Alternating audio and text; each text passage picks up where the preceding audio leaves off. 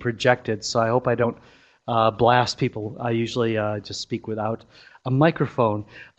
Today I'm going to talk a little bit about some recent classifications of carcinogenicity by the International Agency for Research on Cancer. For folks who don't know IARC, I'll talk a little bit about what it is and how it goes about classifying things, and then I'll basically go over some recent developments over the last 4 years and maybe try to convince you that it matters, basically. Do you guys do conflict of interest disclaimers or anything at the beginning? Okay, I don't really have any conflicts of interest. This is, but this is for my center, and this is what I usually use, just in case they require them at seminars. But basically, our center is funded by Cancer Care Ontario, which is a bit like the BC Cancer Agency here in this province, and is where my center is based. But the majority of its funding actually comes from the Ministry of Labour of Ontario. Historically, some came from the Workplace Safety Insurance Board, and then as well we're directly funded by the Canadian Cancer Society. So we have a center that focuses in on doing a variety of different types of studies, but all of them focus in on workplace cancer, either prevention, identifying new causes, or surveillance are our 3 areas. Let's see. But what I'm going to talk about today is the International Agency for Research on Cancer. It is a specialized agency of the World Health Organization, and even though it's considered part of the World Health Organization, it's actually not funded by the World Health Organization. It's funded by about 20 of the richest or biggest countries in the world, maybe up to 25 now, that make direct contributions to support IARC's operations as a cancer research center. It is, unlike most of the WHO, it is not situated in Geneva, but it's actually situated in France, and that's because of a speech that Charles de Gaulle gave, a very famous speech, but it was long ago, probably before many people here were born, about how if countries only contributed a small percentage of what they spend on war towards cancer research, that we could beat cancer in our time or something along those lines. But he actually put up the money to build the original cancer agency for that reason, and it's located in France, only about not that far of a drive, and as it turns out, from Geneva, but it is based in France. One of the main, I think, high-profile activities of the International Agency for Research on Cancer, even though it has many, and most of them are really not seen by or not really noticed outside of the area of cancer research, is its what's called its Monograph program. And it's actually a program that was established a number of decades ago to evaluate what does or does not cause cancer. So it's the main classification program internationally for carcinogenicity. And IARC's program has puts everything into 5 different groups, and I've listed the groups here. The numbers in parentheses are the numbers of substances that they've put into each of these groups. IARC is currently evaluated probably about somewhere between 100 and 110 or so different agents over time. These are, I say agents because some things are chemical, some things are radiation, some things are biological agents, some things are even what we call exposure circumstances, such as work at night, involving circadian disruption. So they do a lot of different, they evaluate a lot of different things. Critics of the agency might say that they are, they're kind of radical in what they say does or doesn't cause cancer, but things are referred to IARC by either the member countries that support IARC or scientific panels set up by IARC, and they're only evaluated if there's a reason to be concerned or scared about them. If there's a positive cancer study in animals, or there's some positive epidemiologic study, maybe something is chemically very similar to something else that causes cancer, that's enough to get it evaluated by IARC. So there are clocks here, so I don't need to use this to tell the time. That's good. And despite this, about 10% of what comes into IARC ends up in this group 1, and which is carcinogenic to humans. 74 things so far have gotten into the probably carcinogenic, and just about 300 in possibly carcinogenic. But because it takes a lot to get into IARC for evaluation, the neutral category is not classifiable. That means that the data that was there was not enough to decide whether or not something did or didn't cause cancer, or to put it in any of the higher level categories. Almost never is the 4th category of IARC ever used, which is probably not carcinogenic, because things aren't referred to IARC unless there's some reason to be concerned in the first place. And the criteria to get into that final category are very, very, very high and hard to get into. Now, for those of you who wonder, there may not be many, but some people do wonder how these things get classified. We have different types of research that go into the classification of what does and doesn't cause cancer. One of the areas is actually epidemiology, and here they label it at IARC as cancer in humans. And basically, epidemiologic studies are used to determine whether the human evidence is sufficient, limited, or inadequate. And some things simply don't have epidemiologic studies. So this inadequate category is not infrequently used, as I'll show you in some examples today. But to make it into sufficient, there has to be a consistent pattern of increased risk, usually with some evidence of dose response.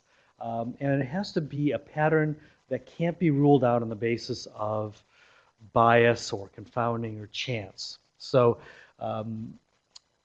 when IARC does an evaluation, about 20 to 30 experts from around the world are brought into Lyon, basically locked up for 8 days to meet about these things. One group is a group of epidemiologists.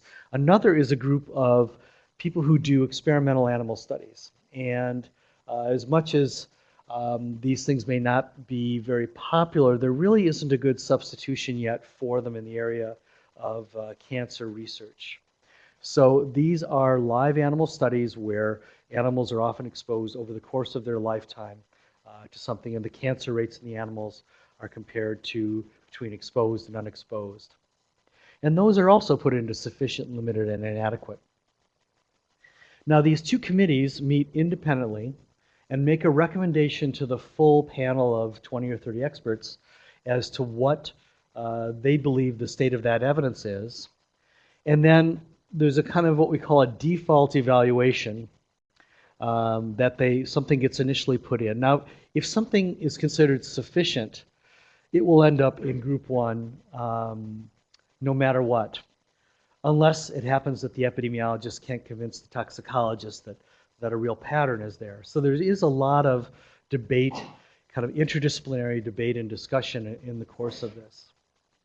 But a third group that looks at the information on the mechanistic evidence that's available, that is studies of cells or conducted in petri dishes or other things like this, but studies that basically give us some evidence that a substance has the potential to cause cancer, either through mutagenicity or maybe it causes some other types of genetic damage or things like that. And they look for evidence in humans as well as animals. And if there's human evidence, that can actually cause something to move up a category. So these 3 groups basically all contribute to the evaluation. And then there's a 4th group of people that are the exposure experts that kind of have a dual job of trying to document where exposure is occurring, human exposure is occurring, but also making sure that these groups are thinking about exposure and thinking about the same aspects of exposure as they're making their considerations. Now, these kind of groups meet 3 times a year, and at the end of their meetings, they produce a book that looks something like this. It's generally an orange cover and about that thick. And they call this group of experts a working group. And that's because they fully draft this themselves before they arrive in the room. And then over the course of 8 days, this gets rewritten several times, and pieces of it are kind of agreed on by consensus of the full group. So it's actually a whole lot of work to take on this responsibility to be on one of their expert groups. Well, in 2008 and 2009, IARC convened a special group, a special series of meetings to commemorate their 100th set of evaluations. And they decided to relook at all the different human carcinogens, and these are the group 1 carcinogens, over the course of 6 different meetings, one focusing on pharmaceuticals, one on biological agents, arsenic metals, fibers, and dust. This is a meeting that I attended and was almost all occupational and environmental people, radiation, which was a mix of folks, personal habits and indoor combustion, and then chemical agents and related occupations, which was again primarily focused in on occupational and environmental things. One thing you'll notice here is that roughly a third of what's going on, at least, is workplace and environmental carcinogens. And in fact, much of what we know about what causes cancer comes from studies conducted in workplaces that often drive the classification even of environmental carcinogens. So what I'm going to do now is give you kind of a brief overview of 8 recent meetings of IARC. One of the criticisms of the previous set of meetings was that basically for about 3 years IARC did nothing except for look at things that they looked at before and basically confirm their previous choices, but also assign and decide where the evidence stood regarding particular cancer sites. So they would say, okay, these are the lung carcinogens, these are the bladder carcinogens, these are the things that cause leukemia or breast cancer or so on. And they tried to look at the mechanisms by which those were caused and to try to look at, could we actually identify patterns that then we could apply to other carcinogens. But for 3 years, nothing new was looked at. Meanwhile, kind of science marches on, and there was concern that things were going to fall behind. Well, in the 5 years since that time, a lot of significant evaluations have been done. And I'm focusing in here on the most recent 4 years because that's basically all I could fit into a single meeting here.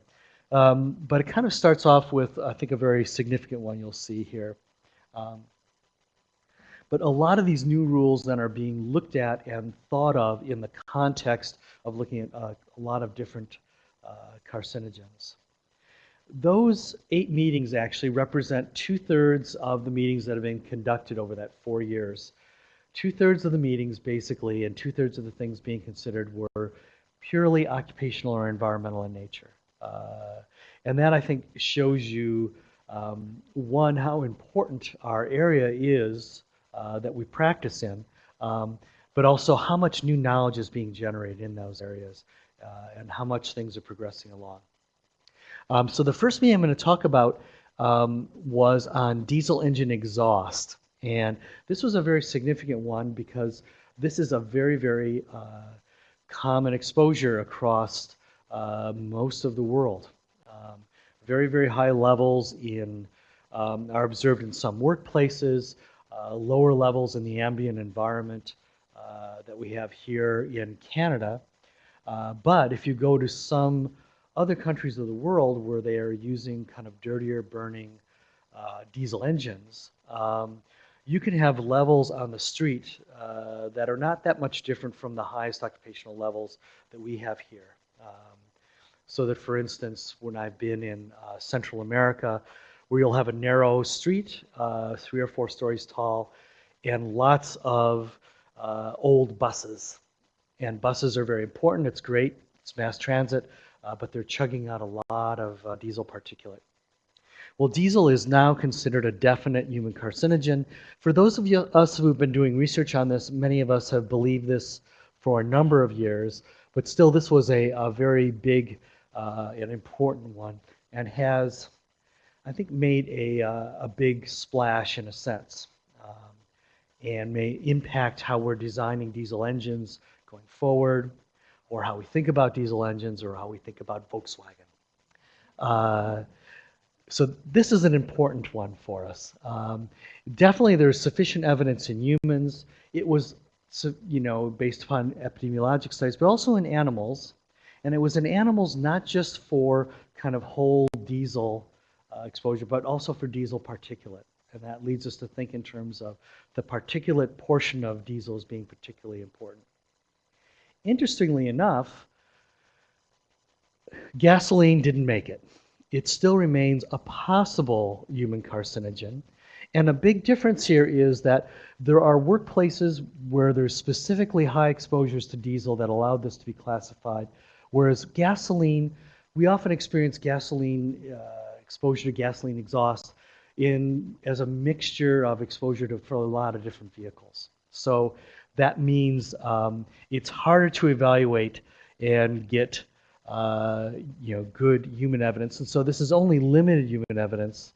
And it's also such a mixture that even animal evidence is hard to derive. How do you expose people to gasoline exhaust?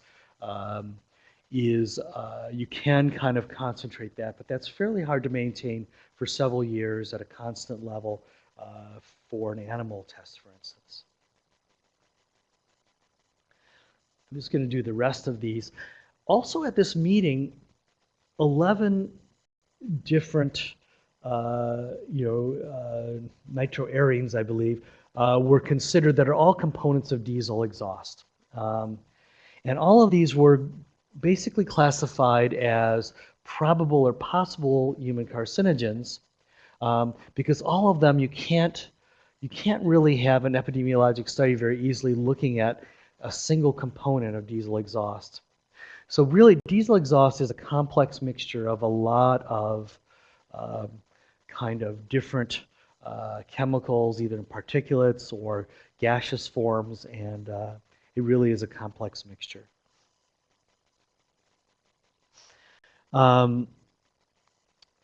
That's a typo. It's not chlorinates, it's chlorinated. This was another meeting that happened about 4 years ago, and the big hitter off of this one was trichloroethylene. I should mention that the things that I showed you in the previous slide had all but one of those things have been considered in the past by IARC, but a number of years passed. So this is really a meeting of reevaluations. And the same thing can be said here. Relatively few new things, with the exception of these chlorinated solvents at the bottom. But all these other things were reevaluated, and most of them were upgraded. In the case of trichloroethylene, there was good human evidence for an increased risk of kidney cancer based upon a variety of different epidemiologic studies, and supported by sufficient animal studies as well. And you'll see here that a lot of these things that I'm going to talk about today have sufficient animal evidence. But animal evidence alone doesn't really cut it to get something into group 1, or even into 2A. There has to be some kind of human evidence. Trichloroethylene is upgraded. Tetrachloroethylene remains as a probable, even though there was pretty good evidence for bladder cancer. These next two categories are things that are found in chlorination disinfection byproduct, or parts of chlorination disinfection byproducts. And these were also being upgraded as well, from basically previously being inadequate to now being either probable or possible carcinogens. And these last ones were solvents with no good human evidence, but with sufficient animal evidence. So if you remember that table that I showed you, it gives you an idea that basically this is a pretty structured approach. The decision making has to go along into how good is the animal evidence and how good is the human evidence, and is there anything else that might influence us up or down in going from there. Now, tetrachloroethylene, I should say, is, for those of you, probably everybody here knows that this is PERC, perchloroethylene, used in dry cleaning, whereas trichloroethylene is primarily used for degreasing. These were historically pretty common solvents, but because of their impact on the ozone, we're actually really trying to decrease the use of those, which is very positive in the case when we're identifying them as probable or definite human carcinogens. Now, for many years, again, many of us have believed that polychlorinated biphenyls, PCBs, were carcinogenic, and there's been many studies done of this. The problem is that they were inconsistent in their results. Most of them would find one cancer or a different cancer elevated, but they weren't seeing the same thing across.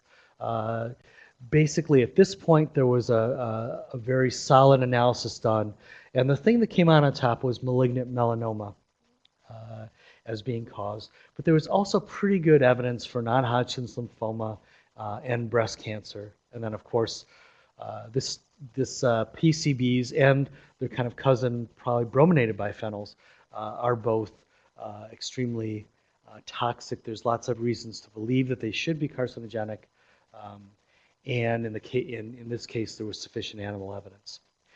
PBBs were upgraded to probable, really just primarily on the evidence of how strongly similar they are and the mechanistic evidence for them and how similar they are to PCBs.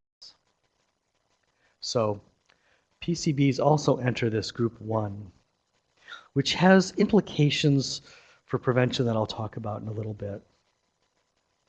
Now, when I talk about, the kind of pulling together a group of experts, this is actually a committee that Mike Brower was a member of, looking at outdoor air pollution and particulate air pollution. I've been told that I shouldn't point at a screen. I've been bad. Both of these are were categorized as group 1 based upon lots of epidemiologic studies that showed a consistent pattern of increasing the risk of lung cancer. But there's also some limited evidence for bladder cancer and evidence in experimental animals as well, and strong mechanistic evidence. Again, this is a mixture, which is not how commonly IARC, would classify, but increasingly they're approaching mixtures, and they will have very big public health impact because of that. I call this next one the meeting of acronyms, because all of them have fairly long chemical names. I'm just going to put all 5 of them up there. I almost never bother to animate things, and now I'm regretting having done it. 1,2-dichloropropane is not something I've seen much of in Canada. It is a solvent, I think, and used in the printing industry. This is an odd one. It got moved up to group 1 on the basis of a single study, which almost never happens at IARC.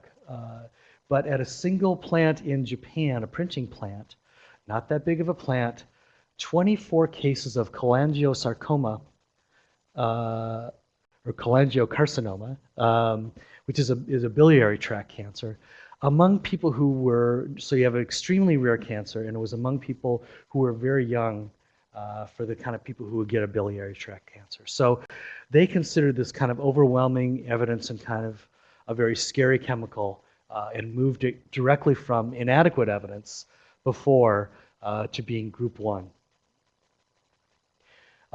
Tetrafluoroethylene, as well as perfluorooctanoic acid, PFOA. These are 2 of the kind of key things that you see in, when we produce things that are non-stick surfaces, waterproof jackets and textiles and things like that. Both of these were kind of reevaluated. Well, this PFOA hadn't been previously evaluated, TFE had, and it's been moved up to a probable human carcinogen,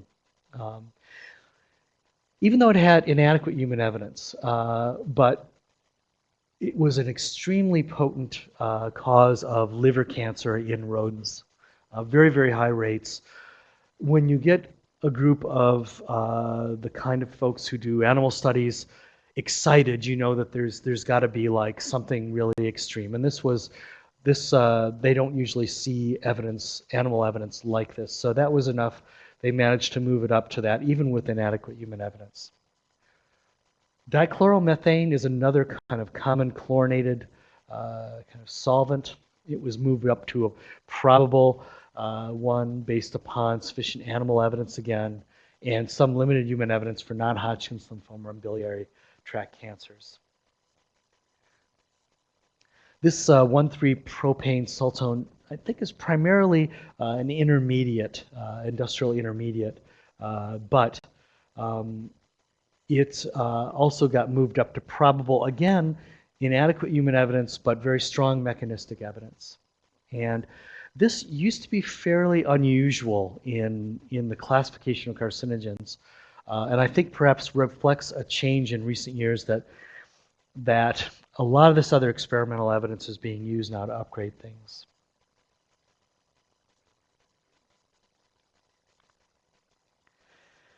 This next one is an interesting one. Silicon carbide fibers are basically used as an industrial abrasive, and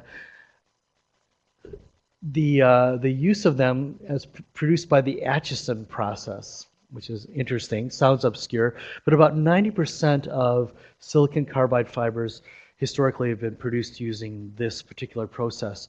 And that has been moved up to being a definite, human carcinogen. And it's an interesting one because they couldn't basically separate it from the process because of co-exposure to cristobalite as part of the process. And because of that, they kept it separate, and they put the other silicon carbon fibers just into possible because there weren't human. There was inadequate human and animal evidence, but there was enough of a scare from this to put the rest into the possible category. Silicon carbide whiskers, on the other hand, which are thinner than and longer than these fibers, were classified as probable based upon limited data, but strong animal evidence and physical properties resembling asbestos. So this looks enough like asbestos, and there's some evidence on mesothelioma in animals that this was scary enough to put it up into a probable human carcinogen. The big news at this meeting was actually the first classification of nanoparticles, in this case nanotubules, and a specific form, nanotube type 7, were classified as possible. And that again is because they're causing mesothelioma. And because if you were to look at a picture of this, it looks so much like asbestos, long, thin fibers. So we're basically producing, as we get rid of asbestos as a commercial product, we're producing substitutes that unfortunately are looking a bit too much like asbestos. Other types of multi-walled carbon nanotubes and single wall are still classified as inadequate, but there certainly is a lot of attention being paid to these now. And there's been a lot of concern about them over the years and how we should be treating them. The last thing considered by this meeting, which had a number of, you can imagine, and I think you see from this that when they throw a meeting, they try to group things that would require similar experts. And these were experts who deal with, the health effects of fibers. The last thing they looked at was a thing called fluoroedenite. Fluoroedenite may sound obscure, in fact it is. The evidence to classify it as a definite human carcinogen comes from it causing mesothelioma environmentally in a region of Italy around Mount Etna. Fluoroedenite is only found in a few places in the world, at least where it's commercially exploited and where the fibers are getting into the environment. So this joins erionite or fibrous zeolite, which is another thing that we might consider to be somewhat obscure, but these are asbestos-like minerals that are now being classified as definite human carcinogens. And a reason that that's important is that asbestos is not a mineralogic term. It's a commercial term. It's a commercial term that was established many years ago to just reflect 6 types of fibers. And the reason that's important is that when you regulate asbestos, you're only regulating those 6 types of fibers, even if something looks just like it. And these kind of things, there's been some concern for a while that we have to kind of somehow either adopt a new definition or figure out how to change our regulations to look at other things. And one of the things that's propelled that is what's called the Libby Amphibole. Have people here heard of the problems from Libby, Montana? It's been a little while. I see a few nods. Libby, Montana is one of the few areas of the United States ever declared a disaster zone by the U.S. Environmental Protection Agency. It was one of the major sources of vermiculite commercially in North America. Most of the vermiculite used across Canada and the United States came from Libby, and for decades we were shipping it all over the place, and it was contaminated with asbestos. And the thing is that this is like, I'm not going to try to explain this because I don't know if I can, but basically there's been analyses done, and this is what the kind of spread of these fibers looks like. And what you see is that about 5% of those fibers are tremolite. So tremolite is asbestos. It's one of our 6. Windschite and richterite are not. So we're not even counting 85 to 95% of the fibers there are not being regulated and can't be regulated as asbestos. And this is a very nasty form of asbestos in a sense. It causes a very progressive asbestosis, very early onset, more painful than traditional asbestosis. You know, early asbestosis in some people it is not particularly painful. It's a terrible disease as it develops. But what I hear from the physicians from Libby, Montana is that this actually is a very painful form of pneumoconiosis and a very potent cause of cancer. But part of it is we're way undercounting the levels of exposure because we only count asbestos as this 5%. So this has some big regulatory implications down the line, at least we think, or hope. The last 2 meetings that I wanted to talk about deal with pesticides. The first that was done just this spring was looking at some organophosphate insecticides and herbicides, and was kind of big enough to get in the newspaper. I don't know how many, did anybody read about it in the newspaper or hear about it in the press, the classification of glyphosate, you know, as being a probable human carcinogen. And people know what glyphosate is, right? Yeah. And so we see, you know, certainly I've seen little signs where they've sprayed Roundup all around campus here. It is the single biggest by volume, I think, pesticide in the world. At least that's what it's estimated to be. And now it's just been moved up to being a probable human carcinogen. And Monsanto isn't happy because Monsanto, I believe it's their seeds that are genetically modified to be resistant to glyphosate, which means you can put a lot of glyphosate on. It doesn't hurt the plant. But that means we have a lot of genetically modified plants that are not going to be where we may be restricting use of glyphosate in the future. It was based upon evidence that it causes non-Hodgkin's lymphoma from a series of case control studies conducted in the United States and Canada and Sweden, I believe, that were all positive for glyphosate causing non-Hodgkin's lymphoma, but then some conflicting evidence from the agricultural health study in the United States. So enough uncertainty that they kept it as a limited human evidence, but sufficient evidence in animals, and that was enough to kind of push it over the edge. But malathion has also been upgraded to being a probable human carcinogen. And it wasn't that long ago that we were spraying malathion for mosquito control from planes over urban areas even. So this is kind of also a bit of a thing. Now, I was always, when I took toxicology many years ago, the organophosphates are really focused in on the neurotoxicologic effects of them. So it was interesting to me that we're seeing things now that are sufficient animal carcinogens where we just normally in the past had not considered them to be so. Diazinon was also moved up, again, for non-Hodgkin's lymphoma, but in this case, even some other cancer sites as being with some limited evidence, in this case, strong mechanistic evidence, even though the animal evidence was limited. And then parathion was not moved up. There wasn't a consistent pattern in humans, even though it is a sufficient animal carcinogen. And the same thing for tetrachlorovinifos, which also remains in the possible category. A sufficient animal carcinogen, but not enough human evidence. So this was meeting number one that raised a lot of controversy. And then the next meeting, they moved on to some organochlorines and chlorophenoxy herbicides.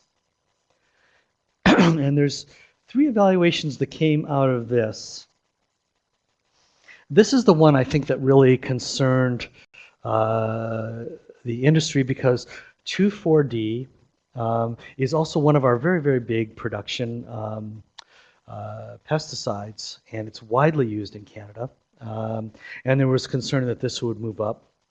In the end, the majority vote was for inadequate, but there was a significant minority that felt like the evidence was limited for humans, which would have moved it by default up into a probable human carcinogen.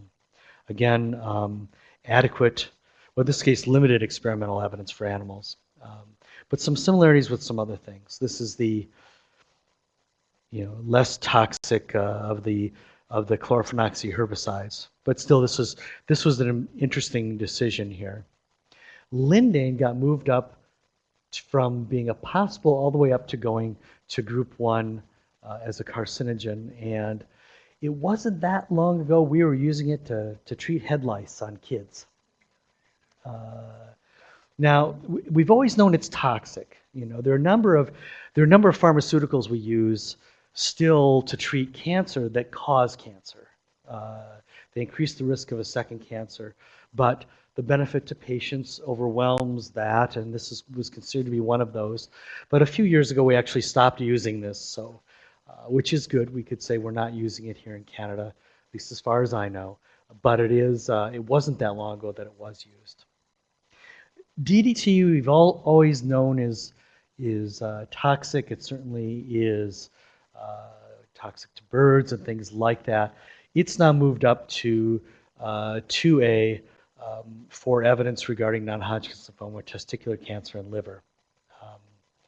Certainly is a sufficient animal carcinogen, but there is limited evidence for these other things. So it's moved up into a probable. It's not used here, of course, but it is still used to control insect-borne malaria. So over just this 4 years, we have 9 new group 1 carcinogens, 4 of them based upon upgrades. We have 12 new probable carcinogens, 11 of them based upon upgrades. So this has been a very busy period. Now, for the purposes of prevention, we usually group these 2 together. Compensation, maybe they're going to want to focus just on group 1, but for prevention, we would consider that we would move regulatorily on both those categories. We have a smaller number of new possible human carcinogens, again, primarily based upon upgrades. And there was a lot of movement, of the 40, there were basically 45, this is a very strange thing in my ear, this microphone. There are 45 different things that were evaluated over this 4 years and these 8 meetings. 18 of them had no change associated with them or were not classified as being either possible, probable, or definite. But this is a lot of change in a focused period of time that really hits occupational and environmental. Now, my primary area of work is in workplace carcinogens, and we thought we'd actually do, I often say there's around 60 workplace carcinogens where I'm kind of adding up these two categories. And so Kate Jardine, who works at my center, and I kind of went through all the different things and said, well, where do they fall now? We put these things into three different categories. These are things where there still is a fair amount of exposure here in Canada. These are things that are either they never were here in a few cases, or they're simply not used much anymore and they've really been moved out. And then there are various exposure circumstances where there might be an increased risk in a group, but we aren't sure exactly what the carcinogen is. But you can see that there's a lot of things here that are either known or probable carcinogens where there's a substantial amount of exposure still going on across Canada. And what we would hope for is for more things to be moving from this current down to the historical or rare. Now, there still is a lot of activity going on within IARC. IARC, every 5 years, they convene a meeting, kind of an scientific advisory group, to consider a number of different recommendations. And these are some of the things that, as of last year, they were considering looking at in terms of carcinogenicity. So this is kind of part of their new agenda. And this is all available on the web. So it's relatively transparent what kinds of things they're going to be considering in the future. They may not get to all of them in this 5-year period, but they did pretty well in the last 5 years. So we might see quite a bit of activity. There are some things that are reevaluations, such as stitch shift work, or styrene or welding. There'll be some more pesticides, physical activity and sedentary work, water disinfection byproducts, which previously had only been considered as the separate components, in which case you never really have epidemiologic evidence for them, or very rarely. Those are going to be considered now as a mixture, and that's important for us, I think, because we may end up seeing something there. So there still is going to be a lot of work going on. Now, I mentioned, why does this make a difference? And I'm just about done, but I thought I would kind of end here. Everybody's seen the hierarchy of controls. This is NIOSH's version. It's more colorful on my screen than on yours. This is all red here, but anyway, we certainly want, with carcinogens, because we don't see the effects of them until much later, you want to be doing your activities up in this area wherever you can, and you need strong regulations to back that.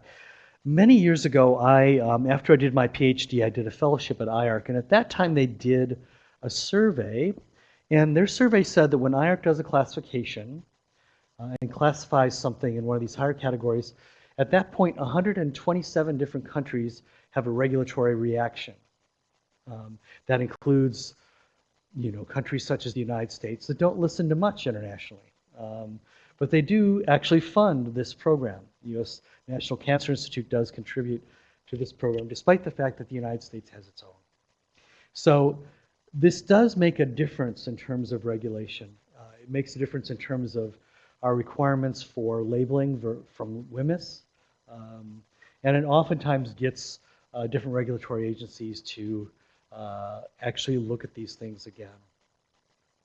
So it's certainly, raising awareness is one thing, but stimulating voluntary actions is certainly a very key point, and then we hope that those are backed up by regulations. So this does make a difference, I think, in propelling prevention, and it's an important function of IARC's program. And that's it for this. So thank you very much for paying attention, and I'd be happy to answer any questions.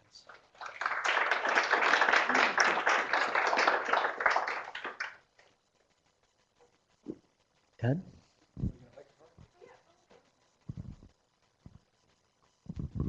Thanks, Paul. Yeah, I'm particularly interested in glyphosate. Yeah. Just because of things I've read about the residues of glyphosate in GM foods. I don't know if it's something I recall is that there was studies done on the concentration of glyphosate residues before and after the GM grains are introduced. And the levels have gone up something like 7-fold. So the response to US FDA was to raise the allowable limit by a factor of 7. Yeah, I think, there was a perception that it wasn't that toxic. And I don't know much about those. Oftentimes, certainly things in the organophosphate category you expect to deteriorate quickly with time. And so it's kind of surprising to see residues. But the fact that you create something that's resistant means you can use a lot more pesticide on them, and that does raise concerns. But it's not an area that I know a lot about. But it's still too early, I think, to know what the regulatory response is going to be. The regulation of pesticides is kind of a sub area of regulation. Traditionally, some people are not going to like me for this, but with close ties between the regulated and the regulators, more so than we might have with some other areas of toxic chemicals. And I don't, and I think they sincerely believe that this wasn't going to happen, that their evidence wasn't there. So this kind of took them by surprise. So, and I think, how much they're going to fight this, how quick the regulatory reaction is, I don't know. But I'm going to expect that this is going to be a big issue coming forward.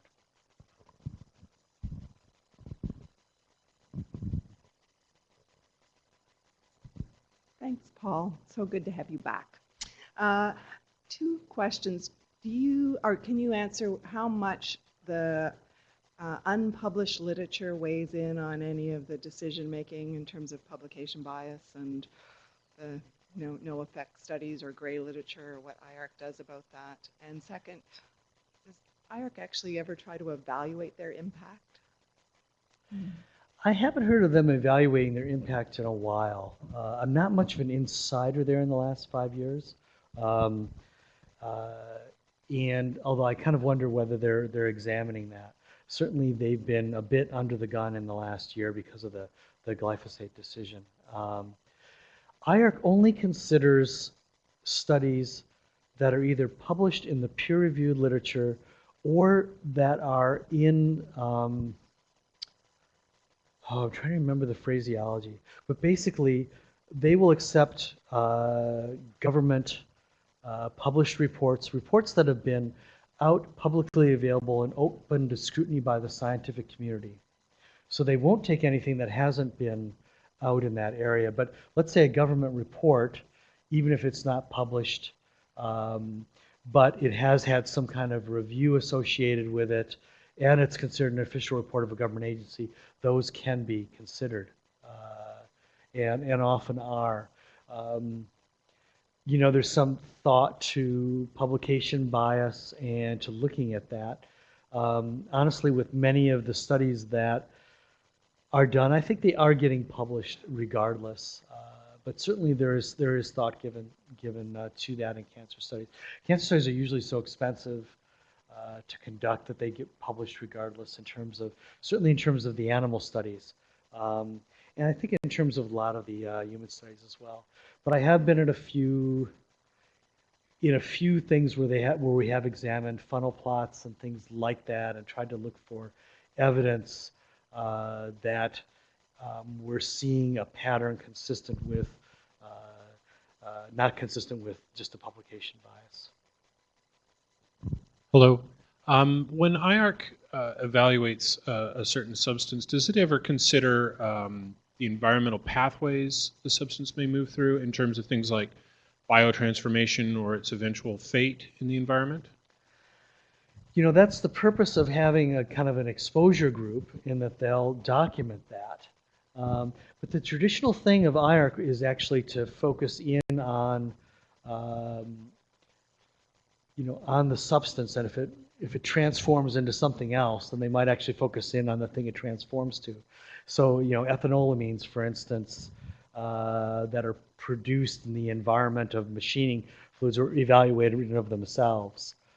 Actually back, you know, most recently, not that long ago, about 5 years ago. So there is consideration of that. There is documentation of that to look through and to try to trace that. If it's always done well, I'm not sure. Thanks, Paul. Just a quick follow-up on the question that Ed asked about glyphosate. Who was seen to be at highest risk? Was it the applicators or the farmers or the pickers? I mean, was there? Do you know the background there? I know the Canadian studies, and we're actually, the center that I'm with has pooled the Canadian and US studies, and we're reanalyzing them right now. And it's kind of a bit of a mix. It isn't a slam dunk, right? I mean, it definitely is limited evidence. It's not 100% consistent all the times on all the different metrics that they've used. Evidence of dose response is not always there. So it isn't a very clean thing, or else it would have gotten moved up even higher. But I know that in the Canadian studies, they did not, it wasn't just applicators, you know, it was population-based case control studies focused in on agricultural areas, and that was the same thing in the United States. So they were catching, now they might not catch migratory farm workers, but they're catching agricultural workers and farmers who are stable and living in these regions. If that gives you an idea. Okay. I have two questions. Oh, there you are. Sorry. Drinking a lot of water, eating a lot of fibers, going to forest and ocean to get fresh air, would that remove some of the carcinogen? I'm not sure if I'm qualified to answer that. Okay. I mean, it's certainly, there is a separate group at IARC that does meet now to talk about doing monographs, and they're doing monographs just on prevention. So things like good diet and exercise and other things. And certainly these may mitigate some of these things. But I'm not sure that there's evidence, for instance, if something gathers, you know, collects these persistent organic chemicals that might collect in body fat, as to whether or not that's going to remove those from the body. The problem is it may not be just a long residence there. It may just be that they cause damage that we don't see until much later. So I don't know if I can give a kind of a generalized answer to that. Although there is thought at IARC about doing that, in part so that they could have some positive messages going out, I think, about how we prevent cancer, not just how cancer is caused. Second question. There's a report from Japan that one small researcher reported that HSP, I think, heat shock protein, by activating it will stop growth of cancer cells. Is that true, or what do you think about it? I don't believe anything these days. Yeah. That if based upon a single study, to be honest with you. There's been a big push, you know, both within some areas of the media, but also with some of the journals, to put out press releases that overblow the results of individual studies. And this concerns me a lot, because there's a bit of a, what I get concerned about, for one thing, is that the public is going to kind of suffer from what we would call, you know, in kind of traditional English-speaking culture, the, you know, crying wolf, where you hear one thing causes cancer and then you never, or one thing heals cancer and then you never hear about it again, and your chances of believing the next news story might be less, even though it might be based upon more evidence. So usually until I actually read the scientific papers, I don't generally believe it. And an example of that is this whole set of you know, media coverage for one study that was published earlier this year, I believe, where it said that almost all, you know, cancers are due to chance. Now, if you actually read the paper, that's not really a very good interpretation of the paper. It's a single paper, it's not a perfect one. The authors, I think, overblew their conclusions to get it into a high-level journal, that then overblew it more in a press release, and then the press takes it and takes it up a step more. And the messaging that goes out to the public is, oh, it's all chance, you can't do anything to, you know, and the subtext is you can't do anything to prevent cancer, which is just not true. So the whole cancer protection community was just outraged by this. But it's hard to retract that once it's out in the media. So anyway, this is a very long-winded thing to say. I'm not familiar with that one thing, but I just end up being pretty skeptical these days. Okay, we have a question online from Tim Takaro who says he's interested in DBP and IARC's consideration of this in other mixtures. What approaches is IARC taking for combined effects? Is total activity, for example, estrogen-like activity or total oxidizing potential being used, or is it other methods? IARC currently isn't doing combined effects.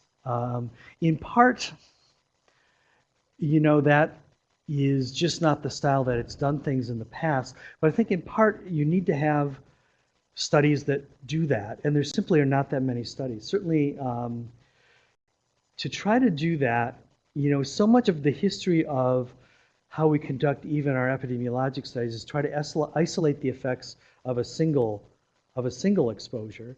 And now there's, I think, correct feeling that we should actually be looking at these combined effects. But that could actually take a lot of reanalysis of these populations that have had. I'm looking at you, even though you're not Tim, I know.